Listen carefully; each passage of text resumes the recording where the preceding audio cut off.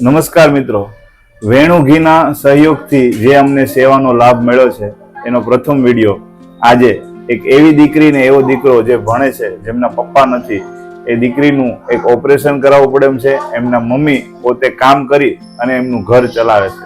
તો આપણે પરિવાર પાસે જાણીએ એમની હકીકત. તો માસી, તમારું નામ આખું? સોનલબેન બાલાભાઈ બાબરિયા. ઓકે. અને તમે આ ઘર ચલાવો છો તો તમે કઈ રીતનું ઘરે કામ કરો છો? કેવી રીતના આ તમારું ઘર ગુજરાન ચાલે છે? કેવી રીતના બેન ભણે છે? આ દીકરીને મારી હું હીરાના કારખાના કામ કરું છું અને આ દીકરીને ભણાવવા માટે થઈને જ હું કારખાનામાં હીરામાં જાઉં છું. અને આ દીકરાને છે તો મારા અહીંયા નિશાળમાં એ લોકો એમને મને ભણાવે છે. અચ્છા, કઈ સ્કૂલમાં અત્યારે ભણવાનું બેટા?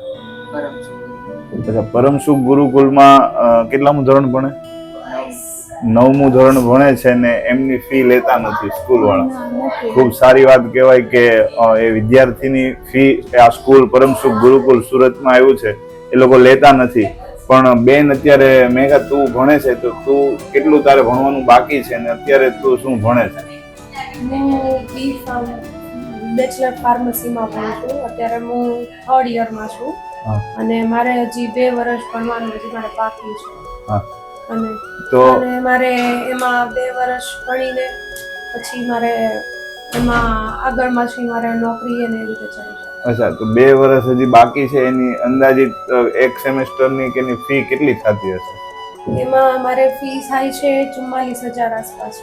એક સેમેસ્ટર? એક સેમેસ્ટર. તો એવા 4 સેમેસ્ટર હોય ને, મતલબ? હા. તો 1,80,000 જેવી ટોટલ હજી ફી ભરાય ત્યાર પછી તું નોકરી કરી શકે કઈ? અચ્છા. અને મેઇન વસ્તુ એ કે તારી આ જે ફાઇલ તે બતાવી હતી એમાં જે ઓપરેશનનું તને ડોક્ટરે કીધું છે એ ઓપરેશનનો ટોટલ ખર્ચ કેટલો થાય એમ? એમાં ડોક્ટરે એમની પોતાની ફી અને બીજું કે હોસ્પિટલનો જે બી દવાનો અને કોઈ બી ચાર્જ છે તેની સાથે એમણે 35,000 જેવા છે તે આસપાસ એમણે કીધા છે. અને ઓપરેશન માંથી બેનનું કરાવવું પડે એમ છે, એનું કારણ શું છે? ઓપરેશન શું કામ કરાવવું પડે? દીકરીને નાકમાં આજથી 6 મહિના પહેલેથી આ દીકરી હેરાન થાય છે. શ્વાસ લેવામાં તકલીફ પડે. એક નાકમાંથી તો એને પાણી સતત ચાલુ જ રહેતું હોય, પણ જેમ વાતાવરણ ઠંડુ થઈ જાય તો 2 નાક હાવ બંધ થઈ જાય.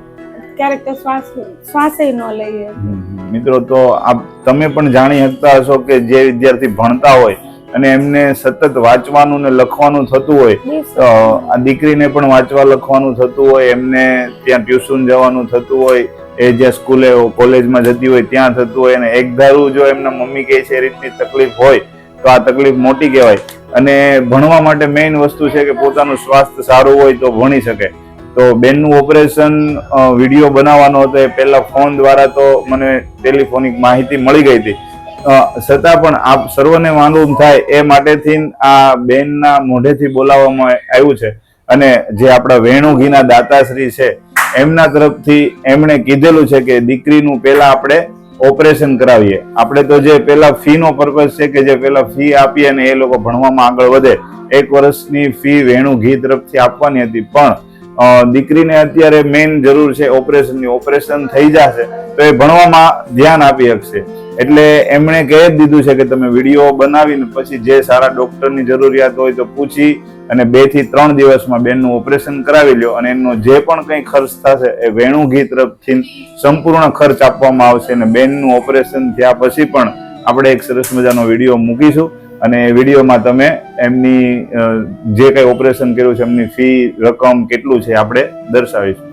તો બેન, અત્યારે ઘરમાં તકલીફ કેવી પડે કે એમના પપ્પા નથી, તો કેવી રીતના તમે એવું વિચાર્યું છે કે ભાઈ મારી છોકરીને હું ભણાવી જ લઈશ? તમારી પાસે કઈ આવકનો સ્ત્રોત નથી, તમે કમાતા નથી, છતાં પણ તમે દીકરીને હિંમત કરીને આગળ વધારો છો, તો તમને કોઈનો ભરોસો તો હશે ને કે કોઈક મને આપશે? કેના આધારે તમે દીકરીને ભણાવો છો?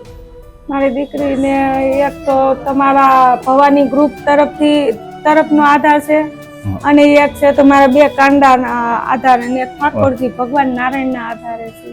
વાહ ભાઈ વાહ. જો મિત્રો, આપણે ગમે એટલી પરિસ્થિતિ વીક આવે, આપણી ઘરે ગમે એટલી તકલીફ આવે, આ માસી એકલા છે અને આ માસી તમારા મમ્મી ને સાથે રહે? મારા પિયરમાં ભાઈ નથી, મારા બા છોકરા હાચવે, કામે જાઉં. મારા બા મારી પાસે જ રહે. અચ્છા, એ બેનને ભાઈ પણ નથી એટલે એના હસબન્ડ પણ નથી એટલે એને સપોર્ટ કરે એવું વ્યક્તિ ઘરમાં જેન્ટ્સ નામે કોઈ નથી. અને ઉલટાનું એ બેનને તકલીફ હતી તો એમના બા પણ એમની સાથે રહે છે. હવે એમના બાનું પણ એમને પૂરું કરવાનું, આ બંને દીકરાઓનું પૂરું કરવાનું. પોતે સુરતમાં હીરાની કંપનીમાં હીરા ઘસવા જાય છે ને 10 થી 12,000 કામ કરે છે. તો આવી માને પણ ધન્યવાદ દેવા પડે કે જે આ સમયમાં ઘણા બધા હિંમત હારી જાય છે કે ભાઈ મારાથી કંઈ નહીં થાય, મારા છોકરા નહીં ભણી શકે, ત્યારે આ એમના છોકરાઓને ભણાવે છે, ગણાવે છે અને એ પોતે ઘર પણ ચલાવે છે. તો મિત્રો, આ વિડીયોના માધ્યમથી દીકરીનું ઓપરેશન તો થઈ જશે, જે એને ભણવામાં તકલીફ પડે છે એનું પણ સોલ્યુશન થઈ જશે.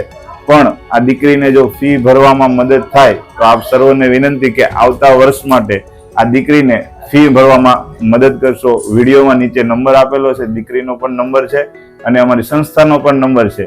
અને આ વિડીયો બનાવવાનો એક જ ઉદ્દેશ છે કે અમારા ગ્રુપના જે દાતાશ્રી છે કુણાલભાઈ વેણુગી, એમને એક વખત એવો વિચાર આવ્યો હતો કે ભાઈ એમને એક વિડીયો સોશિયલ મીડિયામાં જોયો, એમાં 3 ભાઈ બહેન હતા, એમના મમ્મી નહોતા, એમને આ કુણાલભાઈને વેણુગી તરફથી મદદ કરવી હતી.